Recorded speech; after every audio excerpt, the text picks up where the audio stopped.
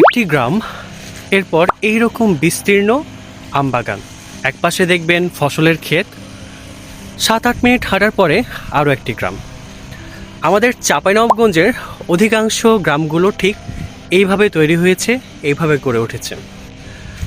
Recent বছরগুলোতে আম চাষিরা আম গাছ নিয়ে আগ্রহ হারাচ্ছেন, আম নিয়ে আগ্রহ হারাচ্ছেন। এর অন্যতম কারণ হচ্ছে তারা ন্যায্য প্রফিট পাচ্ছেন না, ন্যায্য মূল্য পাচ্ছেন না।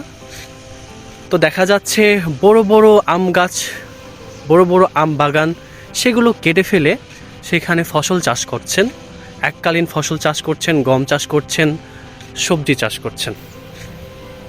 কিন্তু চাঁপাইনবাবগঞ্জের আম গাছ, আম হচ্ছে জনপ্রিয়, অনেক বেশি জনপ্রিয়, এবং এটা আমাদের ঐতিহ্য।